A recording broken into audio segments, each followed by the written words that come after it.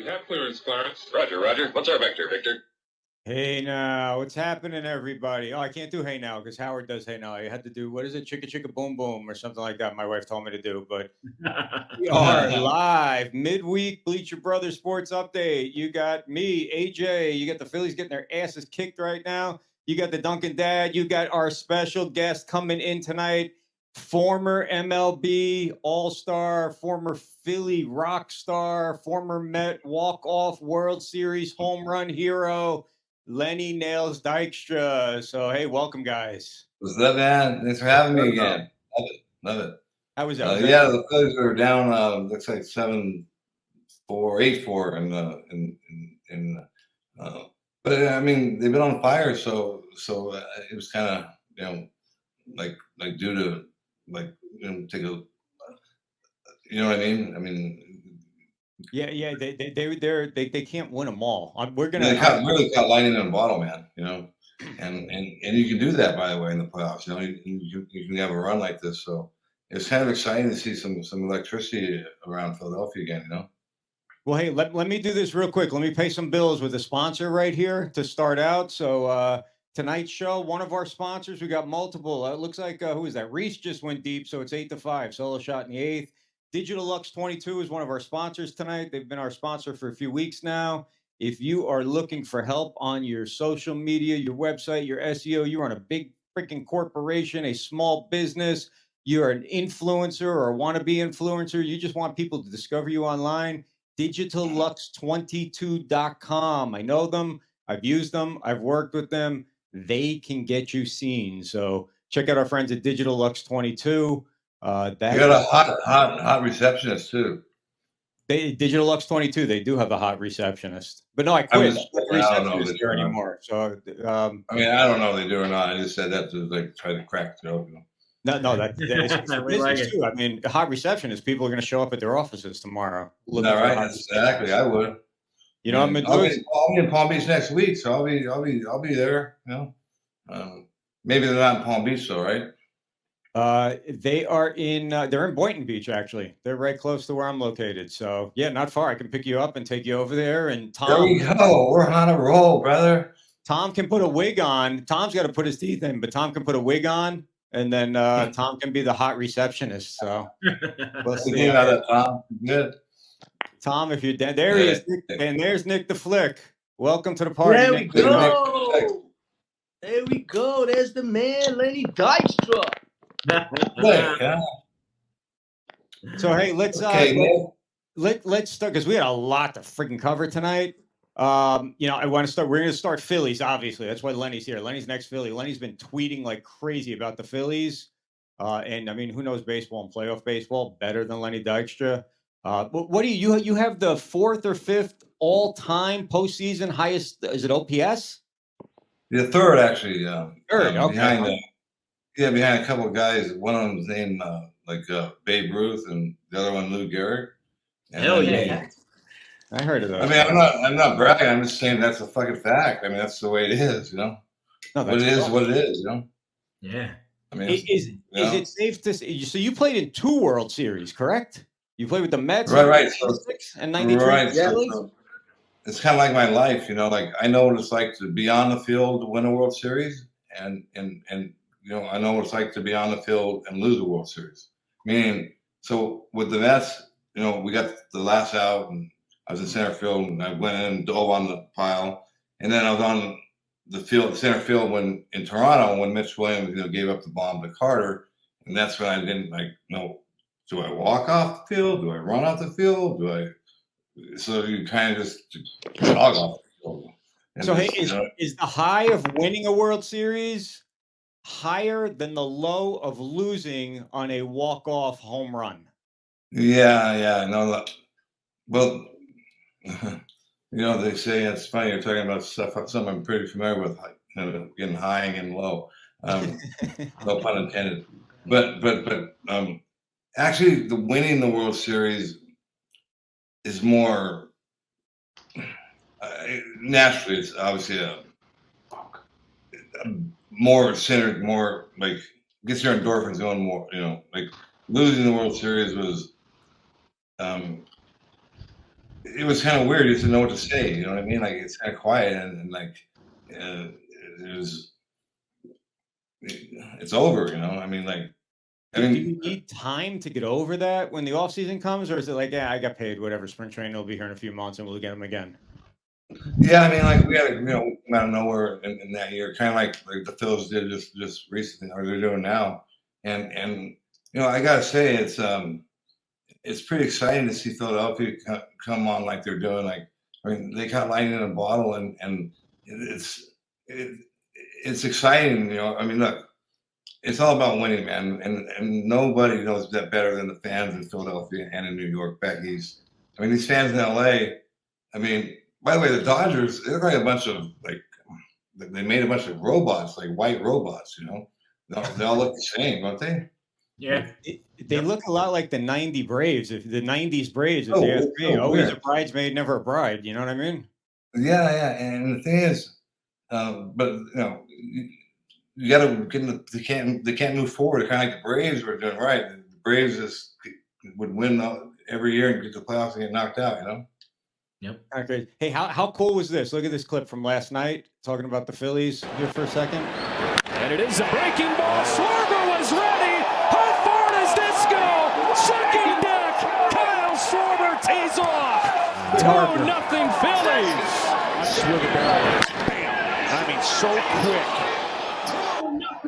I mean, Lenny, I know you hit a lot of blasts, but who would you say that you played with was the greatest home run player that you played with? I know you played with quite a few.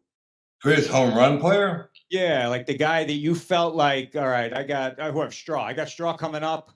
I know what Straw's about to do right here. Was it him? Was it, I don't know. Well, I mean, that's a good question because I remember. I always have good questions, Nels. Yeah, it was because I remember when we were playing against the Astros, and I said to Straw, "We need to hit a home run here, man. To get us." And he did. He had like a 3-run bomb, and but Strawberry was and still is. He's a great guy, and so that Met team, it had a lot of like synergy, like because you had young players with the veteran players, and it was kind of like we kind of owned the city for a few years. Where the Yankees are usually the owner of the cities, but the Mets did okay this year. They went to the playoffs, okay, and that's all. It's all a result of Steve Cohen. I mean, a winner is a winner, and he's a winning player, so it falls down. So, again, my two teams I played for, the Mets and the Phillies, had great years, and the Phillies are still going. What's a better sports city to play in, New York or Philly? Well, so in Philly, they throw batteries at you, and in New York, they throw coins at you. So, no, listen. So you can actually make money playing on the field if you just walk around. Yeah, I used to do that too. No, but seriously, I love playing for both cities, and I say that like not trying to play both sides, because both Philadelphia and New York are the two most educated fans in all of, like, for instance, the guy in second, nobody out. The guy hits the ball to the right side to get the guy over. The fans will clap because they understand the game. You know what I mean? Meaning they get it. In LA here, I mean, I remember playing, seventh game of the playoffs, and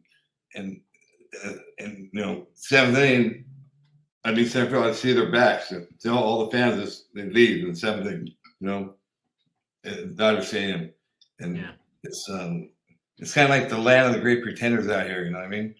Whereas back east, it's I mean, you have to be kind of different to be able to play back east. You know what I mean? You have to have some brass balls. Absolutely. I grew so Lenny, I grew up and Duncan, I'll let you jump in here with some questions. I apologize. I'm not trying to hijack your no, this is not your show. This is our show. Every other show on No Filter is your show, except for this one. This guy's he's like the Ryan Seacrest, the No Filter, Lenny. But so I grew up in New York. I grew up a Yankees fan, but everybody jumped on that 86 bandwagon. So I did too. I was 15, 16 years old back then. I know New York fans.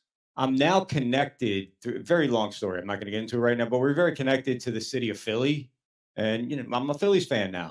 And Yeah, I personally think that Philly fans are so much more harsh, rougher, bipolar, crazy, loud, will slit your throat if you blow the game in the parking lot than New York is. absolutely. And I did live in LA too. They're no fans at all. They show up in the third inning and they leave in the seventh inning. They're not They fans at all. do. They show up to be seen. That's it.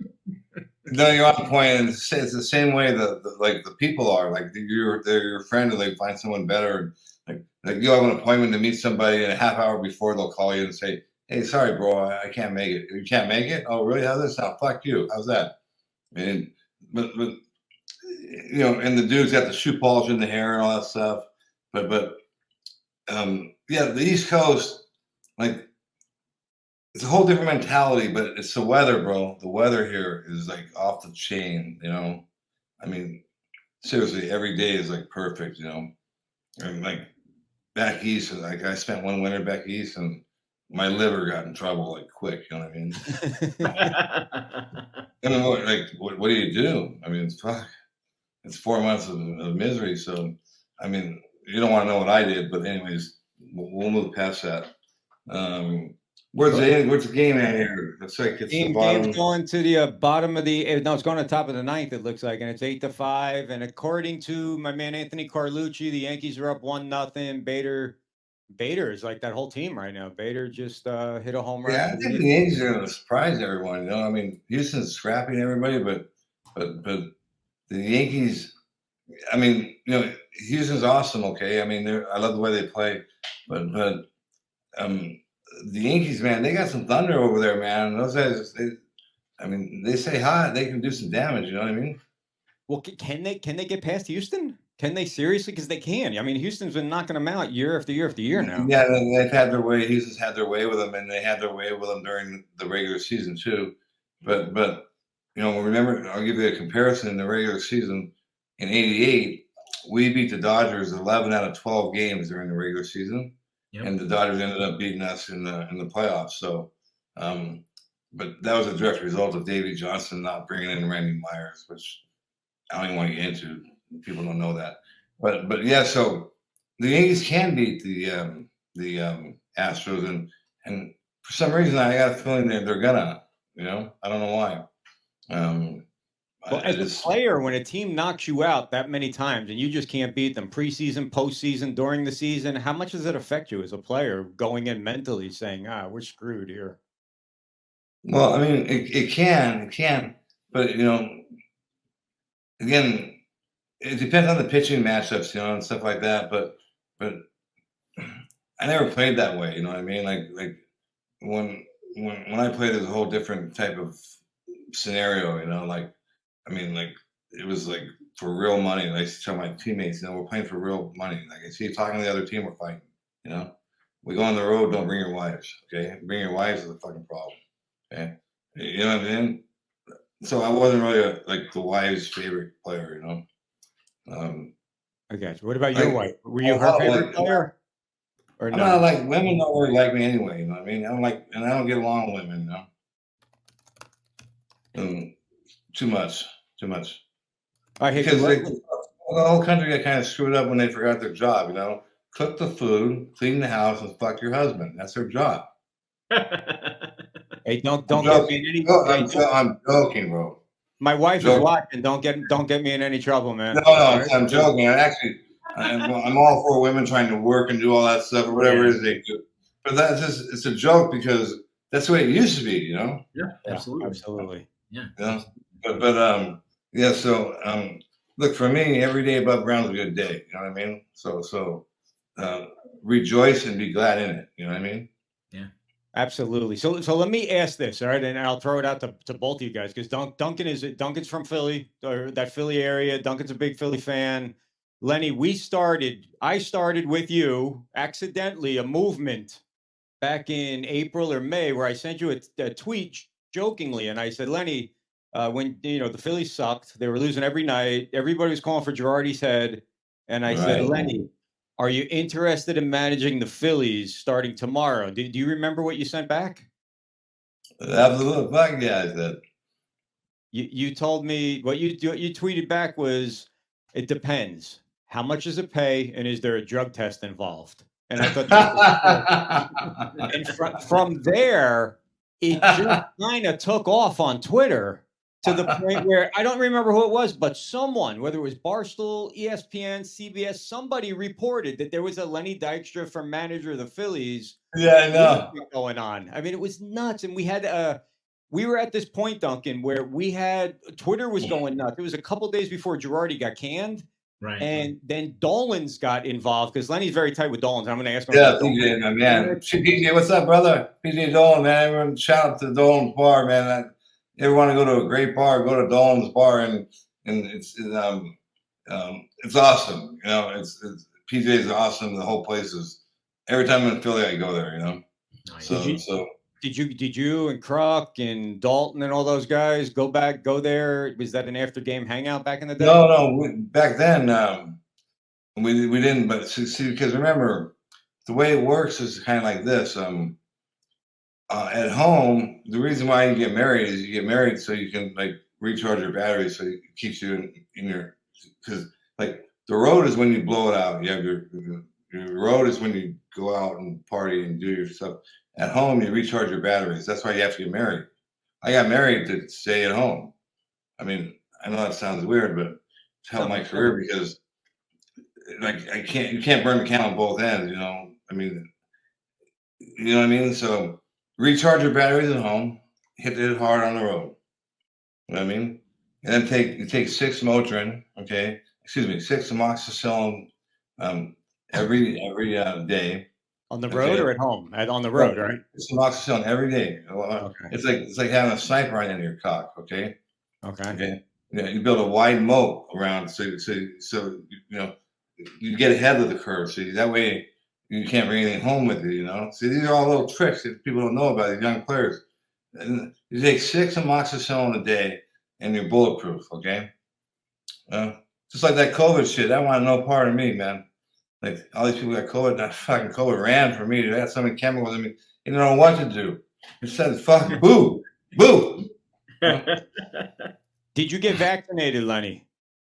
Yeah, I did fucking. I said both in one time. I said, put one in the fucking knee arm, one in the fucking right arm. And you know what? You can put one in my ass too. I'm used to that. I've done a lot of that too. Put a needle in my ass. Show you where. You know what I mean? Yeah.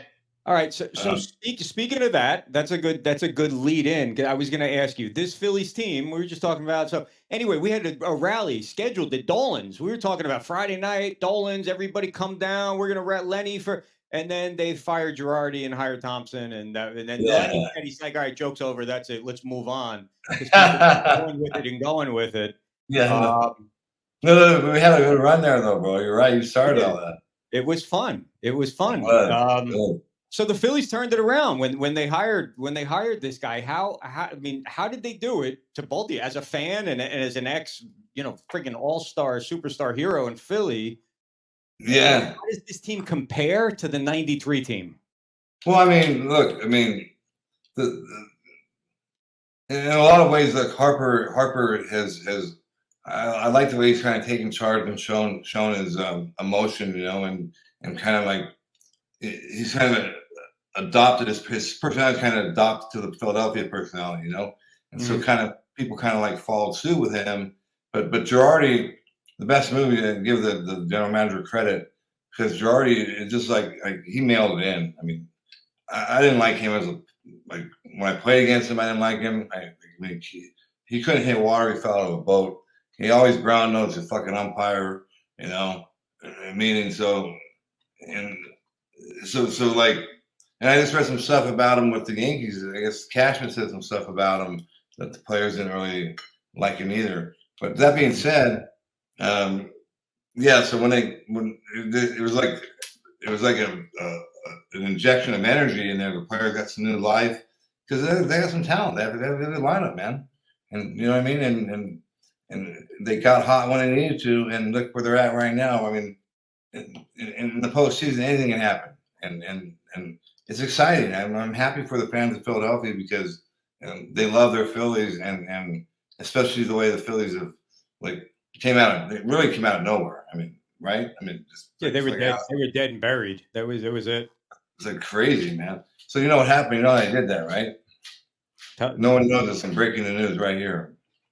So what I did is I sent the clubhouse manager gets all the mail and everything and stuff. So the clubhouse manager, I sent him a video, okay, and a big bottle of pills, you know. And I instructed all the players to watch the video and take this pill, okay, at this time. Not a amoxicillin, is it? It'll be able to do things that I did when I played in the playoffs. And then I show the highlights of me going deep.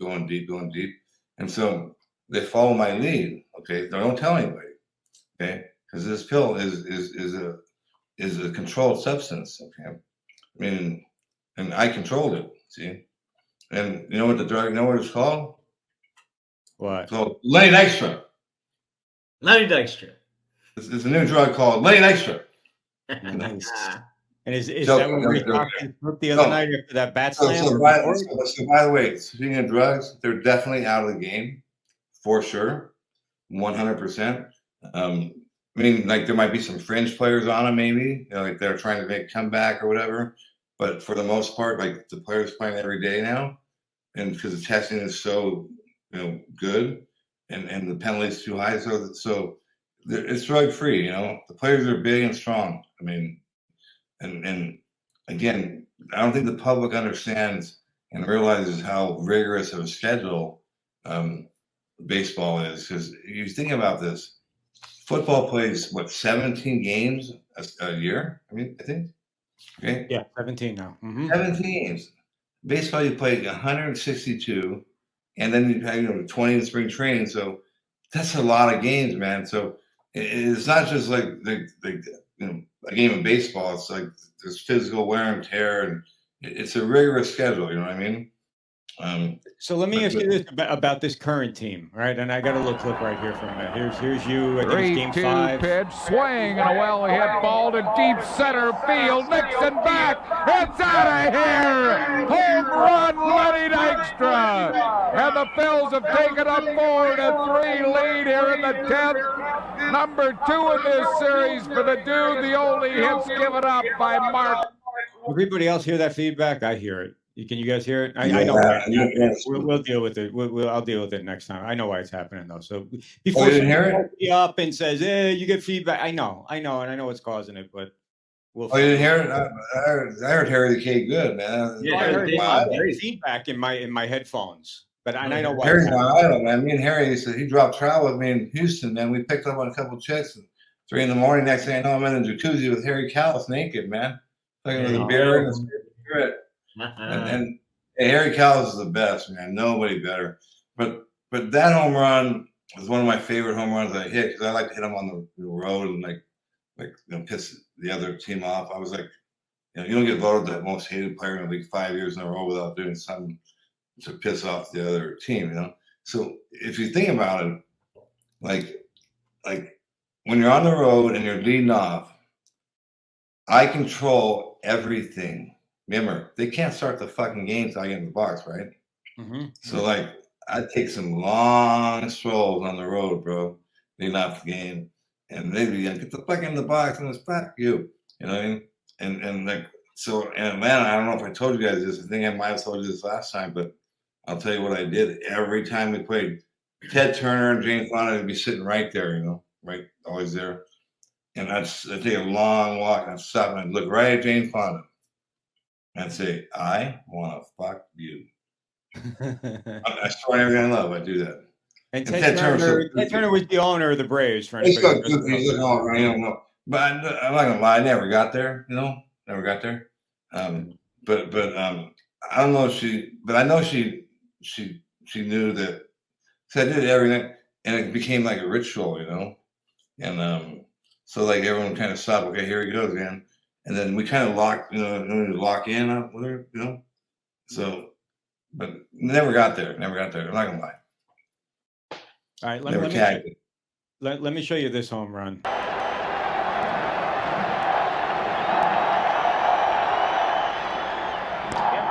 Hit to right. Pass going back. Going back. It's gone.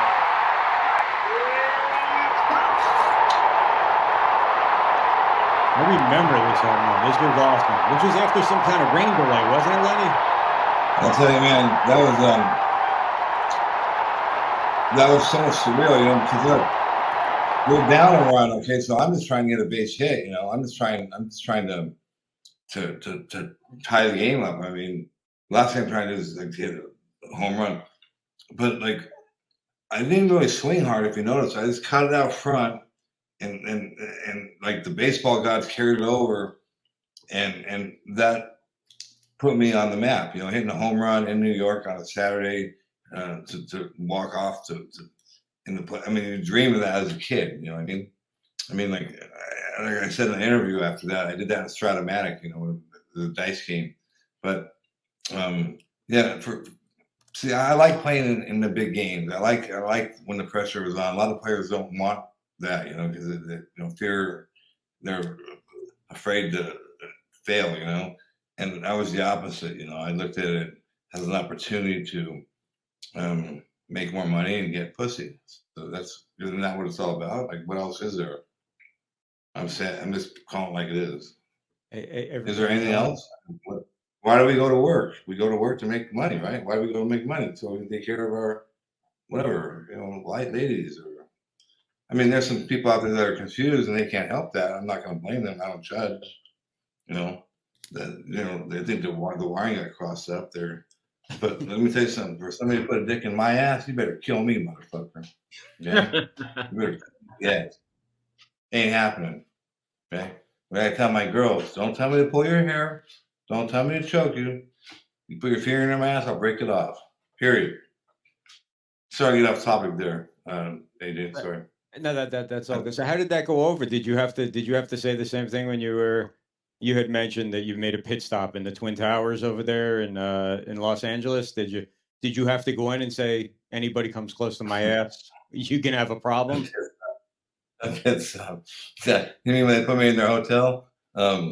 It was more than a pit stop. No, they put me in It's a semester of protective college. custody my own cell because like if they would put me with normal people, they would like shank me, you know, because like they're all, you know, it would have been like so I was in a box for, you know, 24/7, you know. Yeah. So but I don't live back there, you know what I mean? Like I'm not one of them. I'm like a half glass full dude. I'm not a half like you know what I mean? I'm always looking like what's next, you know. I got you. I was just making a joke. That's all. I wasn't trying to bring anything. So Yeah. let me. You had said, at least I read that you said that 93 Phillies team made the 86 Mets look like school children. Did you say that? And if you did, what do you mean? Well, not only I say that, it's a fact. I mean, look. But the I mean, look, 86 the Mets, 86 Met is it team, true? okay. Before you answer, let me ask this. The 86 Mets, I read that you guys destroyed an entire airplane on the ride home from winning the playoffs against Houston. Did you guys I don't ruin know what's destroyed. You know what I mean? Like, I mean, look, the 86 Met team. I mean, let's put it this way: like, Strawberry and Gooden were doing cocaine. I didn't even know what cocaine was. I never saw it. I mean, okay. What I'm saying is, like, you know, the '93 Phil team. Look, nobody needed to get a prescription filled because they just came to me. I filled it for them. Okay, meaning, like. That team, man, nobody wanted, like, we were drug fueled, steroid powered, and fucking ready to rock every night. And the fans on top of that in Philadelphia, nobody wanted to come to the fucking veterans to the vet and play us. They wanted out of there, you know, because like you said, the fans, the combination of all them things was intimidating, man. You know, I mean, and again, I'm going to say this again because I believe this, and I'm not saying because I happen, but I still believe, and again, the younger people, it's harder for them to know, but I still believe that the '93 Philly team was the most exciting sports year for Philadelphia of how we, you know, we came out of nowhere and just kind of just ran. It was, and I mean, 3.6 million people came out to the stadium that year. I mean, that was like exciting, man. And like every night was it was just so cool to be a part of that, you know, and especially in front of the fans of Philadelphia, which is why I'm happy for the fans in Philadelphia right now, because you know they're real fans. Meaning, and by the way, it costs a lot of money to go to a game nowadays. You know what I mean? And so, you know, so and I used to tell players like you can't run balls out. You can't play hard for 2.5 hours. These people pay a lot of money for this. Like really, you know? But anyway, so things are good right now, and then you get the Eagles. So like Philadelphia's on fire right now, you know. So how are they going to do? Prediction, and then we'll move on to another other top. Or we haven't let Duncan say anything at all, but a prediction: who wins the World Series? Who's in the World Series first, and then who wins it? Well, you know, that's a tough call. I mean, like everyone's gonna probably say Houston, but I got a feeling the Yankees might win it. You know, for some reason I don't know why. I think the Yankees. They got some thunder, man, and they can just if they can get some pitching to hold up, they can again. But again, there's still a long ways, you know, because there's so many playoff games now. Like I mean, every team except 3 made the playoffs, right? It's like hockey. Yeah, it's like hockey, you know. Which I was supposed to be a hockey player, as you know. You know that, right? I didn't know that, but I can see that. You mean no? So my grandfather and uncle, my blood uncle and my last name was Leslick, so I'm adopted. So my uncle Tony Leslick won 3 Stanley Cups. Yeah, so I'm full-blown Canadian. So if you look up Tony Leslick, you'll see that they nicknamed him Tough Tony, little guy, and he's my blood uncle. So my last name was Leslick, and I got adopted by my dad, who I call my real dad. And because when I made it to the big leagues, I got a call, and the clubhouse manager guy said, "Hey, you got a phone call." So I went out and it was like, it says, "Hey, son, this is your dad." I said, "My dad?" It doesn't sound like my dad. I said, "Wait, the dad? You ain't my fucking dad, motherfucker. I got a dad." And you. I hung up. And meaning, because I was fortunate. I had a great dad who adopted me when I was 3 years old, and he's my coach, and I was raised by, you know, a good family, and I was fortunate, you know. I mean, I don't think people understand how lucky they are to be raised by a family that's normal and not be caught in abusive situations and stuff like that, because it has an effect that's hard to get out of. You know what I mean? Where did you grow up? Did you grow up in California, or was it in Louisiana, or you were born? No, Louisiana. People live there. No, I did. I grew up in Garden Grove. But it didn't really matter where I grew up, because I had one friend growing up, you know. And the only reason I had one friend was I needed somebody to play catch with. And so, like, I never had a beer. I never went to a dance. And my way out of the middle was baseball, you know, because I saw my family work so hard, and like I have to go to Bob Big Boys and split a hamburger with my brother for, you know, because, you know, so I haven't even heard. Yeah, I'm never gonna be like that. So yeah, remember Bob's Big Boys? I do. Yeah, man. Sure, yeah, Bob's Big Boys. And so my gift was baseball, and so what I did is, before I would do anything, I would say, if I do this tonight, will that help me get to the big leagues? And if the answer was no, I wouldn't do it. I mean, I had that much discipline. Okay. But then I kind of made up for it when I got to the Phillies. And once I got there, I had like, you know, it's kind of legendary. Maybe you don't know, but like the word was always like, "Hey, Lenny, there's a lot of people with more money than you, but nobody can party like you." I like that. Nobody played as hard as you either. Yeah. See, that's fun. That's not an opinion. That's a fucking fact. No, I left it out there, man. There's pieces of my body spread all over the National League, but I did that because there's only one way to play the game. You play the game right, or you don't play, you know? And the other thing is I played to win, and that's what's so important is, I mean, look, I'm not saying I'm the one that did it, but I believe I was a big part of it. So there's a reason why the Mets went to the World Series and the Phillies went to the World Series. I think I played a big role in that, and I'm proud of that, because I brought satisfaction and joy to a lot of people that paid money to watch me play, and that alone right there makes me happy. You know what I mean? Since I played for the fans, I was a fan. Everything I did was for the fans, and dude, you were must see baseball long before Sosa and McGuire because you always left it on the field.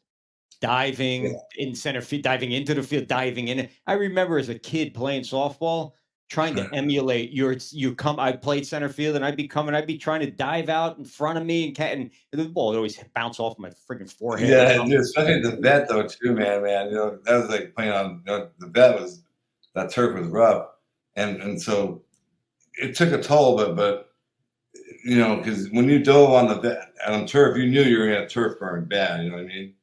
And it's like playing on but the worst turf burn I got was when I played my first game in big leagues in Cincinnati, and Pete Rose was playing first base. Okay, and I got my first big league hit in Cincinnati, and so I got the first. And Pete Rose, he was still player manager then. He said, "Congratulations, kid! You only got 4,000 to go to catch me."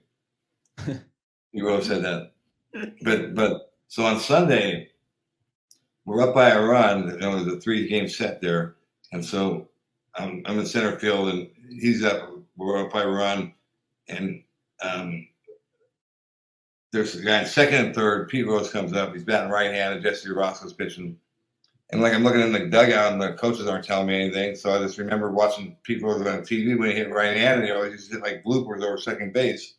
So I literally moved like 20 yards towards the other side, towards second base. And what's he do? He hits a blooper over. It's a sure hit to win the game. I come flying 100 million miles an hour, lay out, catch it, dive, game over. Pete Rose come around first. And I didn't do this on purpose, but I got the ball. I said, "Here you go, Mr. Rose." And he fucking fired it at me so hard, dude. I mean, yeah. But I didn't do it like disrespect him, It was like, yeah. But when I caught him, I had a turf burn, dude, from here all the way down. And it was but it was a good turf burn, you know what I mean? It was so that's where I broke in, All right, hey, I got one final current Philly question for you, and we move on. Of this current team right now, you take one player off this team that would fit in. I mean, hard nose, old school, play hurt, leave it all out there. What player on these 22 Phillies could play on your 93 Philly team? Well, I mean, Harper could play on our team, I mean, that's the obvious answer. I mean, but what I think. I mean, honestly, Harper kind of like when he was with Washington, he was kind of like a boring kind of player. But then we got to Philadelphia, he's kind of ramped up and you know what I mean, and got,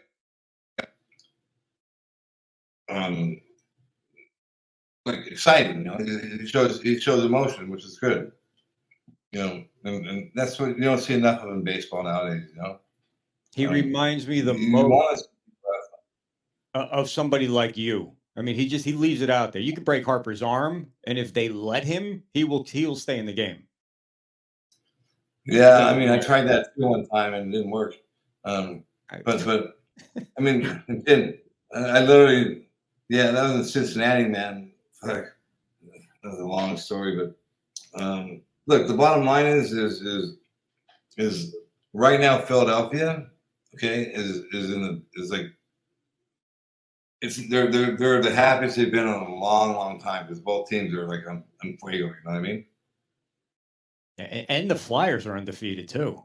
Go figure that. I think the 76ers are pretty good too, right? I mean, it's just starting, but I think they're supposed to be good. Yeah, they're favored to win, I think, or favored to come out of the East anyway. Hey, real quick, let me hit. I got another spot because we got to pay bills. Yeah. New sponsor, Pure Tech Air. Pure Tech Air is a local company here in South Florida. All your air conditioning and heating needs. No job is too big or too small when it comes to keeping you cool especially down here, except for today where it's friggin' freezing. It's in the 60s today. Really? Yeah, it's freezing. I mean, literally, I had a sweatshirt on and I was crying like a little baby. Even my dogs wouldn't go outside today. One of my dogs was like, nope, not doing it. Call Pure Tech if you're local to South Florida, 561-806-9545. Sales, service, installs, ductwork, duct cleaning. They got a great customer service record. All you got to do is Google them to find out. They are not new. They've been in business for almost a decade. They're fully licensed, insured. Call today, 561-806-9545. Pure Tech Air, one of our new sponsors. So thank you. Duncan, can you not talk so much, dude? What's going on? I'm enjoying the stories. I'm Talk to me, Duncan. Let's go, man. Let's kick it. We'll take it to the next level now. We'll take it to the next level. So you talked about the 93 team sort of being the big brothers to the 85, the 86 Mets. So 85, you guys come out and you finish second. So when you came back next year in 86, it was sort of like, we're all going to lock in and we're going to prove, how good we are. But that 93 team, right? That was kind of like the quintessential, like, all right, we're going to fuck around and find out. Come on, you're coming to our house. It's on 24/7. And I think that's why the people in Philadelphia really fell in love with you guys. It was like you picked up the lunch pail, you went to work. Didn't matter if you got punched and knocked down. You got right back up and you were coming to the woodshed the next day. It was beautiful. That's right. I mean, you couldn't define it better. I mean, and like, again, not saying this is right, but like if someone was hurt, like fucking take more shit. Outright. I mean, we just did what we had to do to win. And that was, again, I say this because it's a fact. That season was electric, man. Yeah. I mean, from Jump Street. You were sixth place in the East before that season started in 93. In 93, to your point, it was like all the stars aligned, all the guys in the right spot between Crocker, Dutch, you, even for Ghost. I mean, everybody, top to bottom, was just like, get on, let's go. And like you said, it was always up. It was always on. And so when we played that year, Billy Beane, you remember the great general man, one of the best general managers in baseball. So he had just been named the general manager of Oakland. So me and him were roommates in AAA, and so he was there and he called me and he said, "Hey, can I have lunch with you?" Which I never would have done before a World Series game, but he's my boy. And so I went and had lunch with him and right by the vet, and he said to me, "You gave me the recipe." I said, "What?" He said, "You gave me the recipe on how to win in the big leagues." Yeah. So that Moneyball book is really I'm not taking credit for it, but I said, "What do you mean?" He said, "You're the first team ever to have 4 guys walk 100 times." And so the Hollins, we had 3 guys walk 100. Hollins was right there, just missed by a couple. And that was kind of the way that team was. That team was took pitches and was a real team, and people picked each other up. I mean, you had Milt Thompson, Eisenreich, you had a lot of guys that would win games, and they had Kim Batiste hitting home run. So everyone chipped in. That's what it takes. You know what I mean? And then kind of like the Mets when we played, everybody kind of like, again, it's the chemistry, and you felt it in 93. You could feel it. You know what I mean? And so let me ask you about that right there, because that's what I was going to get to. I was talking about earlier on my shows. That chemistry, you can't like create that shit, right? I mean, it's just like it all just comes together, right? You can't manufacture that kind of vibe, right? Okay, bro. So you're on point. So let me give you a comparison. I hate to use this comparison, but so I got this good friend. He's a high-end shrink in New York. Deals with all the rich couples, Yeah. And he says they pay him all this money, but he says like they're drawing dead. Like I can't help them. I mean, I said, "What do you mean?" He says, "Like for a relationship to work, there's got 3 things that happen." He says, and the first one is the most important. He says 60% of it is physical attraction. So I can't tell the husband like, "Hey, your wife's got nice tits. You should really like them." You can't tell, like you can't teach chemistry either. What I'm going with that is, yep, that's my example. You can't. Yeah. like she might have, if the guy doesn't like him, doesn't like him, you know. Yep. So like, there's no chemistry. There's no chemistry. So the chemistry just came together and it blended, and everybody like got along, but there was still enough. We still had our issues and fights and stuff like that. But when it came time for game time, everybody was locked in the same car, going down the same road with the same destination. That's the win. You know what I mean? Yeah, I think it's like, everybody did exactly what they were good at. And then if anything above and beyond happened with that, I was just like icing on the cake. You know what I'm saying? You're taking pitches, you're walking, you're grinding out. Eisenreich's making catches he shouldn't make in the outfield. But all that shit just builds and it builds and it builds. But if you're not, if you're like, oh, he should do that, she should do that, that shit doesn't work. That shit doesn't work, bro. Drunken, all knowledgeable and naming names. You know why it doesn't work? Because over the 162 game schedule, you get exposed. See, and that's where you're going. You're on point there. You get away with it for a little while, but eventually you're going to get exposed. Okay, and so it's the fans and the players. If it's real and if it's not real. You can feel it. And so like you said, it's so rare to have that, isn't it? Because in my history, and I'm a huge baseball fan, other than your 86 team, I didn't really follow the 93 Phillies. I mean, I did a little bit. I was a fan of yours. I kind of like Schill. Schill was on that team, right? 93? Yeah, I love Schill. But other than your 86 team and then those Yankee teams of the late 90s, like I had no doubt that you guys were going to win the World Series in 86. Even in Game 7, you guys were down like 2-3-0 late, like fifth inning. I knew it. Hit a home. So weird. That's weird they said that, because like I don't even really remember Game 7, honestly, because like after Game 6, like there was a feeling in the clubhouse like no matter what happens, it's over, and like even in the other dugout, like we were losing. Remember, Sid Fernandez came in and pitched like 4 or 5 solid innings, and your boy Mr. P, of course, gave it up like he always did. He's the worst big game pitcher in the history of fucking baseball. Yeah, and Ron Darling. Hey, listen, the fact he faked cancer is one thing, but what's even more incredible is that he got away with that shit for 12 years. He had nothing on the ball but his fucking hand. Okay. And so I gotta give him credit for getting away with that shit. It lasted 12 years in the big leagues. Okay. Mm-hmm. And now, so he's sucking enough cock now. So he's up there. Doing the ambassador of MLB, and the whole time, this guy fake cancer. He's a fraud. I want to know how his wife fucks him at night. How does his wife fuck him at night? And I tweet that out to him all the time. Hey, Ron Darling, how does your wife fuck you at night? Nails. You think? And by the way, that's on the list of things to talk to you about tonight. It's not a fucking. Like I said, and I'll say it again. I'll challenge anybody above ground and breathing. Prove me fucking wrong, because they can't. You know why? I flew to the doctor's fucking house. The doctor that supposedly diagnosed him with cancer. I Pearl Harbored the motherfucker. Okay, and guess what? He had no idea. Dude, I'm sure I'm gonna make something like that up. And by the way, if he had it, he'd show it, right? Absolutely. My doctors. Well, who the fuck's your doctor? Because it's cancer. People die from cancer, right? A lot of them do. Yeah. Okay, but so like, then what is the radio announcer Steve Cohn, whatever his name is, Gary Cohn, announced Ron Darling's cancer free? Wouldn't a doctor announce that? Really? I mean, how many fucking but guess what?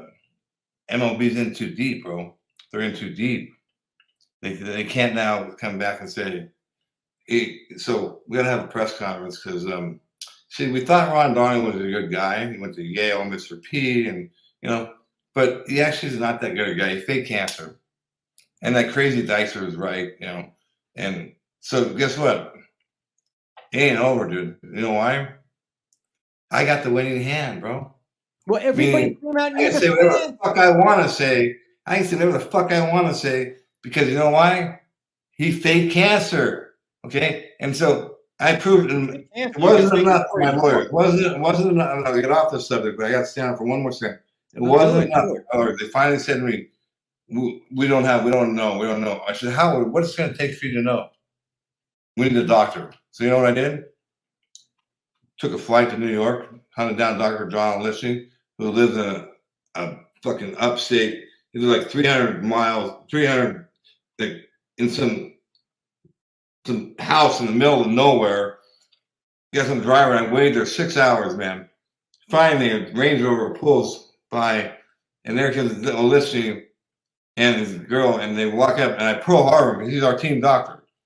And so before he knew, I even like showed up. I said, Dr. Lissy, what's happening, man? So good to see you, man. Lenny Dykstra. He said, oh, Lenny, how you doing? Hey, so Dr. Lissy, since you retired, do you ever see the guys anymore? Like you go back and see like Strawberry and like Hernandez and like Darling. No, haven't seen him in years, he said. I said, hey, Dr. Lissy. I remember this is the guy that's supposed to diagnose him with the cancer. Hey, Dr. Lissy, I read something in the paper about Darwin. He had some problem or something, some illness or something.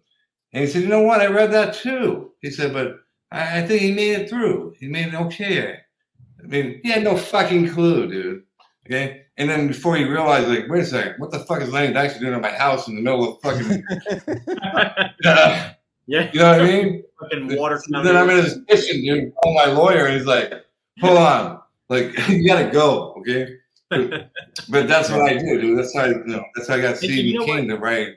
And you know what? Let me say something about that real quick before AJ moves on to Ted. You know, I'm sick and tired of people nowadays who fucking dance around issues.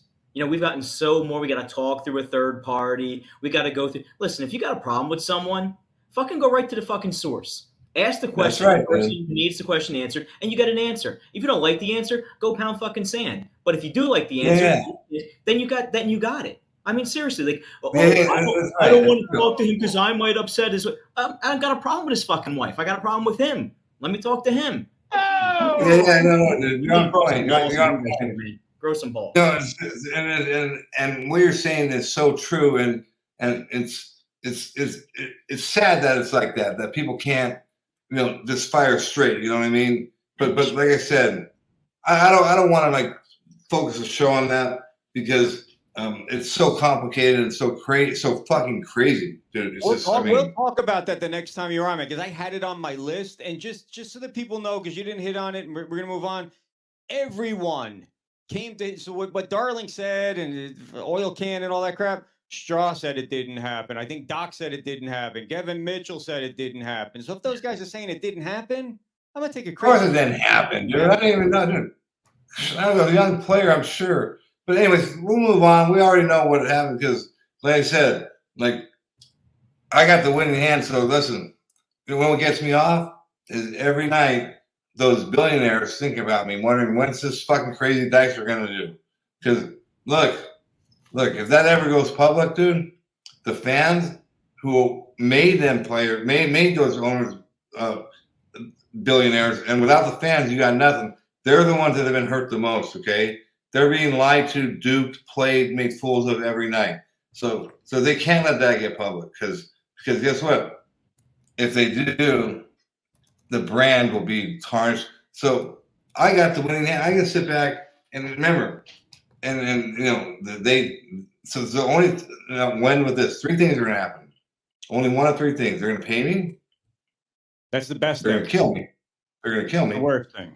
Or they're going to put me back in a cage. But let me tell you one thing. One of the three things are happening because I'm getting what's fucking mine. I know what I mean? Yep. Somebody's gonna fucking pick. Lenny, you're gonna be in Palm Beach next week. There's no shot that you're gonna pop out of the bushes outside of Tom over here's house in the middle of the night asking him questions. Right?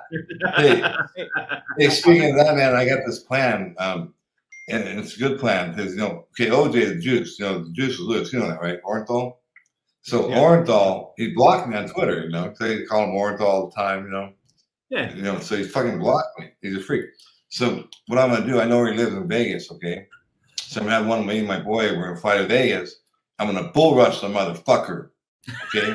And Orenthal, motherfucker, you fucking blocked me on Twitter. And I said, we got to go. Why don't we fucking want? He's going to be videotaping the whole time. And I said, okay, motherfucker, you ain't got no fucking knife, do you? You ain't got no fucking knife, huh? Huh? Motherfucker. Huh? Yeah, that would go viral, dude. You had in the headlines, Lenny Dykstra arrested for assaulting O.J. Simpson. You should show up with a piece of signed memorabilia that got repossessed. Oh, man, with black glove on, bro. But don't. That's what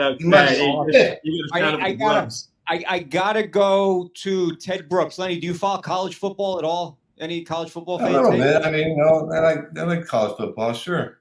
All right, cool. Well, Ted is our gambling expert. He's from the Sports Profits. Every week he comes on for a couple of minutes. He gives us a pick. He's undefeated so far. So Ted's been waiting. Let me bring him on. We got one final question for you before we wrap. So Ted is coming on. I got Ted's theme music over here. Let's see. Ted Brooks sounds like a fucking handicapper. He doesn't like that word, but he's a really good handicapper. Oh, he doesn't? He doesn't. Okay. He doesn't like good handicapper. I'm writing this shit down. He's coming in every 3 weeks. I need money. He just wow, Ted, what a beer. But here we go. All right, so okay. By the way, Lenny Dykstra, it's an honor to be on the same show as you. Oh, really? So cool, man. I'm waiting. I've got my pen in hand, brother. I'm ready. Making money. Here we go. Two quick things. Ted, you got to give us the Reader's Digest version tonight. I'm sorry. Yeah, I know. It's got to be quick. So 2 quick things. I hope you played the money line last week and not the spread because the spread lost. Money line won.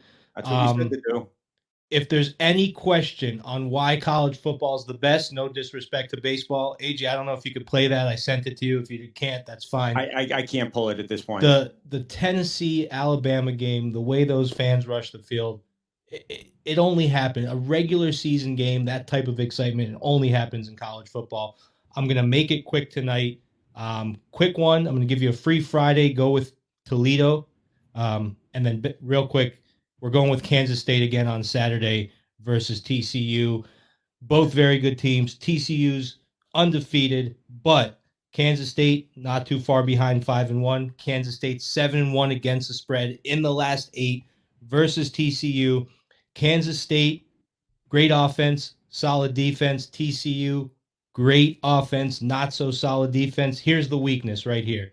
Kansas State's one weakness is pass protection, but TCU cannot get to the quarterback. That's going to be their problem. Kansas State has a 7th-ranked running game in college football. They're going to stay in the game with the run. They could win the game outright. I'm not playing the money line, playing Kansas State plus 3.5. Talking about the Toledo Mud Hens, though, bro. I played there against the Toledo Mud Hens, the AAA team. I had a T-shirt. Everyone loved my T-shirt, Toledo Mud Hens. Meaning, you still got it? So they were, yeah. So what's the name of the team? What's the name of the Toledo team? The Rockets. The Rockets. So you're betting some smaller. You got some you're going with like some inside info. A lot of obscure teams. Toledo. Hey, bro, we like Toledo. We like Tulsa versus Temple. You're inside, aren't you? Hey, you're inside, right? If you're not inside, you're outside. So you're inside. You're tricky, bro, huh? Inside. Let me get this. So what are we doing with Toledo? Toledo's just an extra play. They're -7. I just money think line, or are we taking a point or giving the points? All right, so we're laying 7 with Toledo. Yeah. So real quick, the whole money line premise: if a team is -2, -3, most of the time, if it looks right, I play it on the money line. And a lot of people say, "Oh, you don't want to lay that juice," but when you really do the numbers, if you're good at what you do, playing that money line, as long as it makes a difference 1 or 2 out of every 10 games, like it did in that Utah USC game, it's the way to go. All right. Hey, Kev, let me ask you a question, man, about gambling. So with the juice involved, to be a winning player, okay, you have to win what, like 57% of the time? Because with juice, so give me that. I think the people will be interested to hear this. It really what do you have to win? What percent do you have to win? It really depends on how much juice you're laying. So if you're just playing everything at -110, yeah, you got to hit 56, 57%.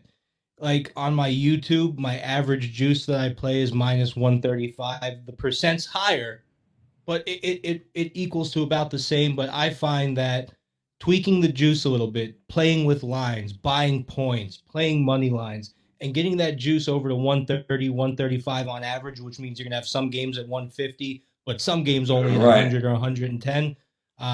When you're playing with that juice, you really have to be at 62, 63, 64% to be successful. See, and the public doesn't realize that because I kind of gamble a little, like I bet like a little bit too when I played against football. But so it's all about the juice. People don't understand that, like, you have to win. Really, to be a winner, a real winning player, you have to win 60% of the time if you want to make money, right? If you're buying points and you're playing with juice, you got to get a little bit over 60% to make money. Yeah. Absolutely. Yeah, I like Ted, man. He's my boy, man. Yeah, man. Hey, I got a quick gambling story here real quick. I'll make it real quick. Back in my day when I was a kid, I used to have to call in to Brooklyn to gamble in the wire room. And so my buddy hooks me up with the guy, and he's like, so here's what you do. You have to call and you have to ask for cats. Like, okay, so hello, it's Cats. Yeah, yo, forget it. This is Cats. Don't give me your real name. What are you going to go by? So I went by nails. So every day. I love it. Yeah. Give me 30 times on Right, Facebook. do something, brother. I love that shit. Ted, you have to be right. I know you're undefeated with us so far with these picks. So the exclusive pick, just so we know, the other. He will jump out of the bushes outside of your house next week if you put money on these and they don't come out. That would be great content. I'd probably become more famous in the sports world if that happened. So I would welcome that. Really quick, though, my exclusive pick, the other two are just fun. My exclusive real pick is Kansas State plus the 3.5. That's the official Ted Brooks play of the week here. All right, Ted Brooks, every week you can get your exclusives here, but he's got way more than just the exclusives. The sportsprofits.com, the sports profits on YouTube. The guy's proven that he knows his shit. So we're crushing it on YouTube right now. We have it's on commercial, but we got the. Dude, I'm gonna start watching your ass, dude. I'm serious because I'm broke right now. I need some fucking money, bro. There you go. So I'm gonna ride you. By the way, we went 60. I talk about this all the time because I don't think I'm gonna ever do it again. We went 67% on our YouTube plays last year, 2021. So that's crazy. Wow. Can I point one other thing out? Someone on this screen gave a lock last week. The Jets. Their head at. I said the Jets will go into Green Bay and beat them. And they gotta give you props for that, AJ. That makes me 3-0 on my NFL locks. If I don't have a lock, I'm not giving it to you. And I do have a lock. Duncan, who the hell's my lock? I told you, I don't remember. I gotta look it up. What was the lock? It's the Jets again. Yo, that's right. It was the Jets again in Denver, right? They're getting a point. They're covering spreads. The Jets are beating Denver outright. Denver's horrible. So that's Jets my and Giants lock are both week. covering spreads and winning games. It's a good time for New York right now. Yeah, good time for New York. Yeah, man. Good time for New York, Philadelphia, and everybody. Atlanta. Hey, good time to be on the East Coast right now because out here, look, let me tell you something. If you're gay out here, they treat you like royalty, okay? Like, meaning like, but I don't judge nobody. Listen, they can't help that shit. The wiring got crossed up, okay? But let me say something. If you're a baseball player and you're gay, like what a dream, huh? You're in the locker room with all them dudes. I mean, is it true that Mike Piazza was gay, or is that just a rumor? Dude, gay as shit, dude. Really? Listen, I used to be in there hidden, and I'd like, what the fuck you looking at, motherfucker? Yeah, them sweet outside your house. Sweet eyes, bro. Sweet eyes. He was allergic to leather too. You know that, right? Really? Is that why? That's why he had the glove. But dude, this motherfucker get hit though, dude. Let me tell you something. He had some of the hardest fucking balls I've ever seen hit at the vet. Some glass balls, literally like to right center, where like the second baseman would dump up to catch it and things still be fucking going. Yeah. And so he had some tracers, but I mean it was guaranteed 2 steals a day, but like you could feel like you'd say, hey, in the offseason, maybe we can work out together, like, I think we'll pass on that, buddy. You know what I mean? Lenny, good news. Good news. Piazza lives right around here. So you're going to be in town next week. Piazza. We can jump out of Brooks's bushes over there. We can do a lot of stuff to take. But give Piazza credit. I mean, look, he was like an 80th round draft pick, and he came up the hard way. And the thing is, he came up, it's hard for a player, for someone to make it when they grow up privileged. See, what I'm saying is you just don't put the work in, but he actually did put the work in. So I give the guy credit, and probably one of the best hitting catchers that ever played baseball. So All right, hey, Ted, can you hang in here for like 3 more minutes with us before we sign off? Yeah, I want to say one more thing too, real quick. I was watching the whole show, and Lenny mentioned the fans probably 6 or 7 times, and I wish that today's players had that same outlook and the respect for the fans. I love that. Yeah, I mean that's again.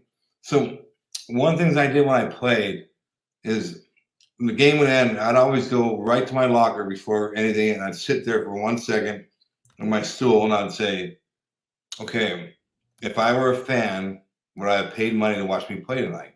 That's how I judge myself. Okay, and even if I went 0 for 4, the answer was always yes, except for one time. One time. Okay, that's when we were in. So at the end of my career, Fergosi was giving me a day game, the Sunday day games off after night games. So we're in Florida, and you know you can die there during the day. That's before they had a dome and the humidity and everything. Yeah, so it's Saturday night. We get done. I go out and party my ass off, and Sunday I stumble in the locker room. Literally stumble in the locker room. So I'm not playing. I look at the lineup. I'm leading off. No. I the office is right there looking for Fergosi, and he gives me a smirk. I said, "Oh my fucking God, like this is crazy. There's no way I can play." Why'd he do that to you?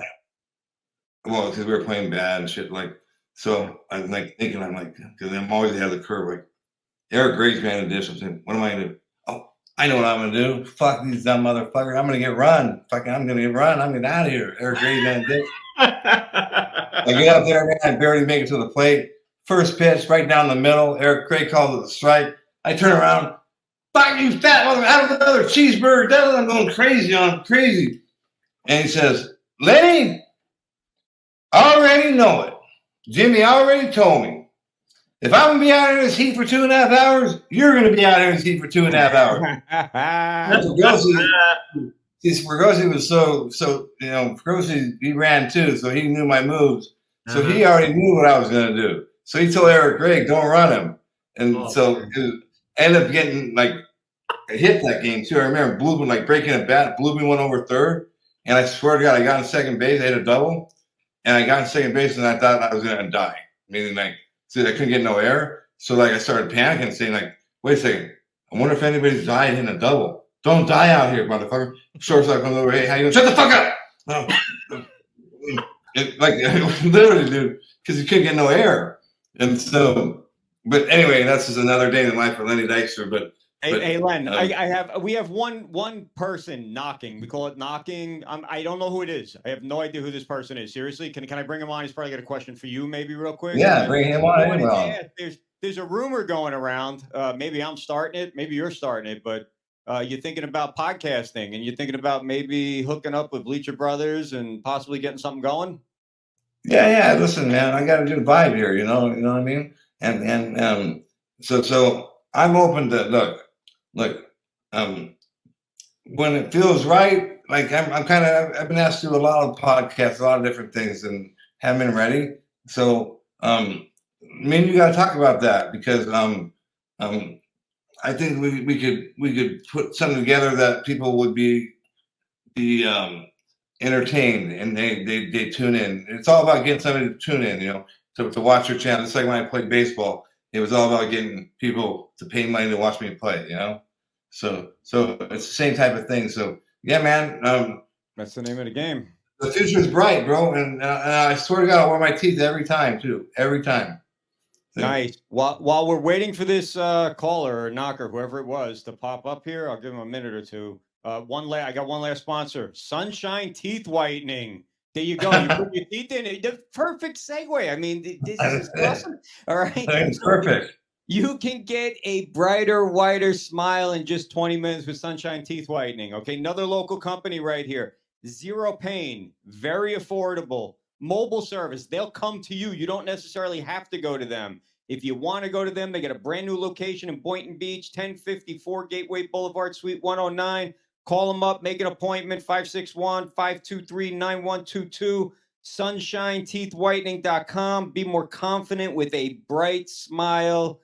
Call, book your appointment today. So I'm definitely not sure what that knocker, but let's go like this here, and he'll pop on, and then our knocker. We got one knock. The knocker that I was bringing on didn't pop, but then another one came. So here we go. We know this guy. And Lenny, Hey, you know bro. he's got a picture. How you Got a doing? picture of you and him Peace, together. brother. What's going on? Hey, I'm doing good. How you doing? Hey, another day above ground. Good day, man. What's going on, brother? Yeah, I'm doing good. That's all nails right there, man. That was young and Nail 85. yeah, man. I think I got like 5 paternity suits at that age right there. You know? Young, dumb, and mellow. I shot a rocket every time. Now, I mean, I'm at the point now where it's just like, as soon as I hear these words, like, I can't believe I'm doing this. I'm good. Like, I don't go through the process anymore. You know what I mean? That's right. So, hey, bro, you got the Mets shirt on. The Mets are done, though. What's up? Yeah, I know. Listen, I gotta still rep them. I had an incident last week. I was up in northern New Jersey, and I walked into an Italian deli, and this guy gives me a funny look. I'm wearing my Mets cap, so he's looking at me kind of funny. I said, "Yeah, I know they lost, but I'm not a fair weather fan." And I got a few chuckles from people. Not a fair weather fan. That's right, brother. I like that.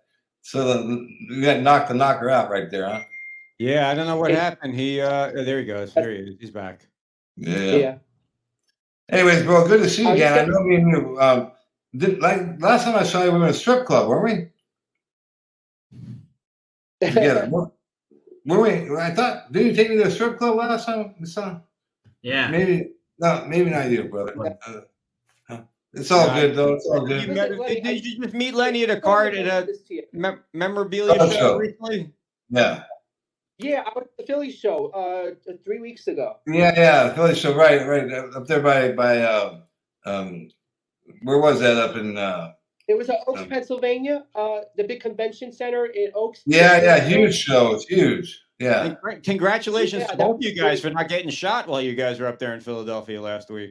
Yeah, Philadelphia is like New York City now. No. Hey, man, let me tell you something, man. Philadelphia, I'm going to say it again. Playing baseball in Philadelphia and winning there, man, and you got them fans, I'm telling you, man, you can feel it. The other team does not want to come to that yard. They do not want to come there, okay? And for good reason. And New York's the same way, but it's more intense than Philly, like you said. You're right on point there, dude. Because the Phillies, they'll take it a step further, you know what I'm saying? Meaning, and that's what I loved about playing in Philadelphia. Meaning, again, there's a lot of things. I mean, we all know my flaws as a human. Okay, I'm not going to try to deny that.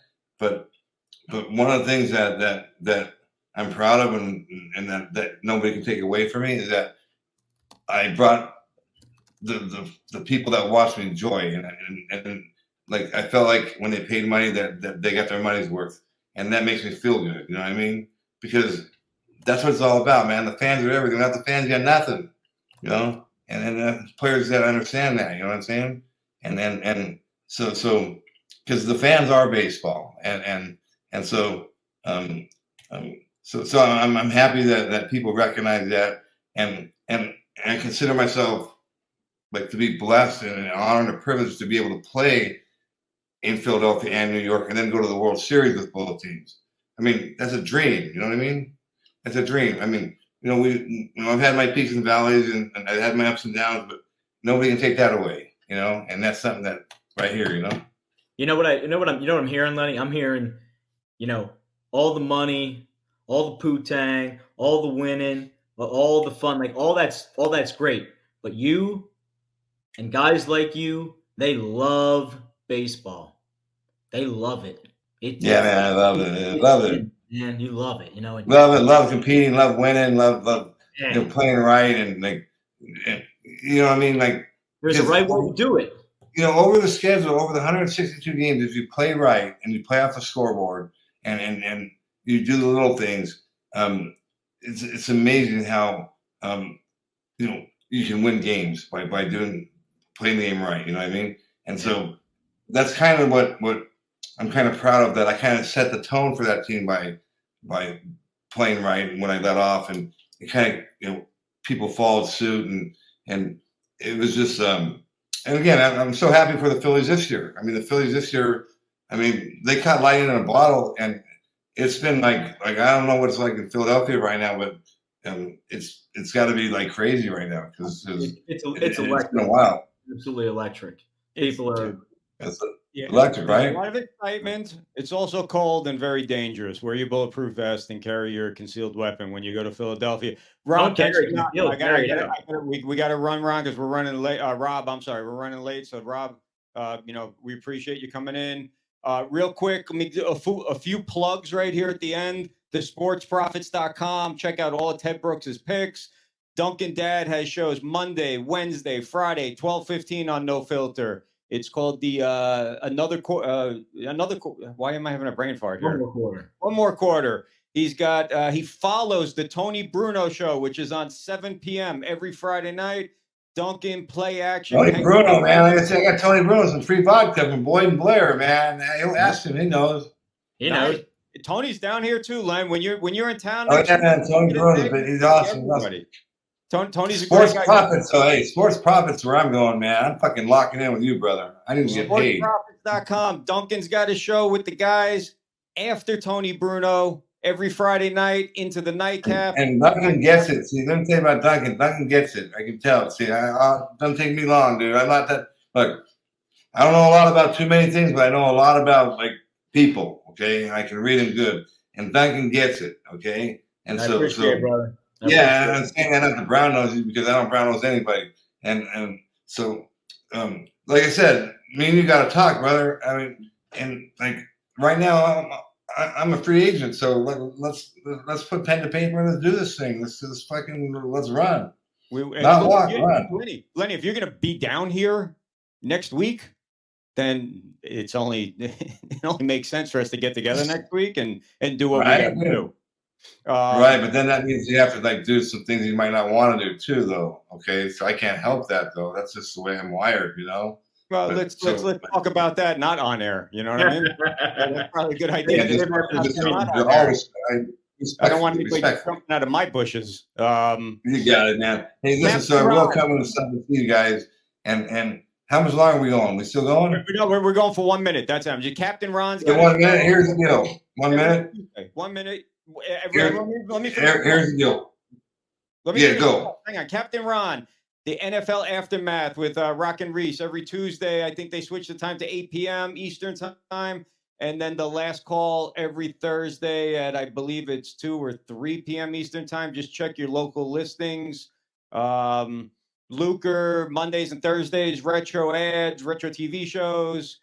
And I think I got all the plugs in right there. I do before I'll let you say what you want to say, Lenny, and then I have one final message for the people of San Diego and their fans on the way out here. Okay, I'll keep it short. Ready? Pain is temporary. If you quit, that lasts forever. Absolutely. Right. Damn Lenny, right.